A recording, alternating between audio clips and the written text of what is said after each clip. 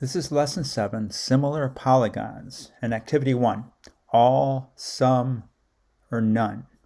So congruence and similarity. So more on really similarity. What's going on when figures are similar.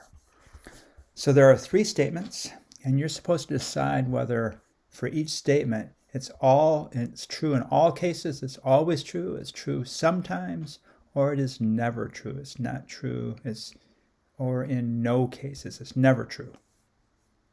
So the first one, if 2 figures are congruent, then they are similar. Well, this is true in all cases. So all congruent figures are also similar. So can you add a statement to this? Can you stop the video for a moment and just add a statement of why that's true, so to justify that? So if you stop the video, made that comment, and then start the video back up, and this is my comment on why that's true in all cases. A congruent figure is a similar figure with a scale factor of 1. So it's just taking the figure to itself. If you do a dilation, wherever that center of dilation is, scale factor of 1, you're going to get the same thing back. Or the second statement, if 2 figures are similar, then they are congruent. So it's the opposite. If 2 figures are congruent, then they are similar. So it must be true, right? If 2 figures are similar, they must be congruent. Well, this is true in some cases. Sometimes it's true, other times it's not true.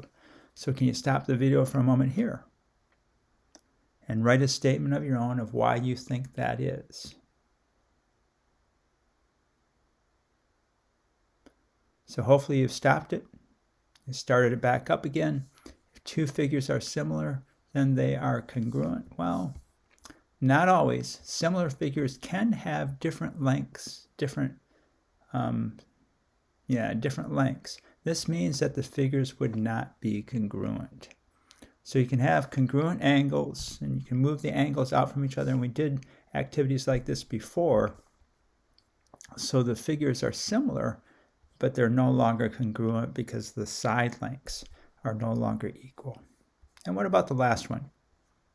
If an angle is dilated with the center of dilation at its vertex, the angle measure may change. Well, this is never true. It means it's always the same. It never changes. Always the same. So stop the video once again. And I'll try to write your own comment. Try to write your own comment about why that's never true. Actually, not pausing in the right spots here. All right, so what's a comment about why that's never true? Well, in a dilation from any center of dilation, the angles are always congruent. You dilate the side lengths, they change in size, whether it's a dilation factor greater than 1 or less than 1, but those angles always move.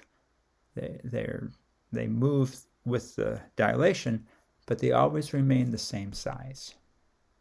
So the angles never change size. They're always congruent. All right, this is activity 1, lesson 7.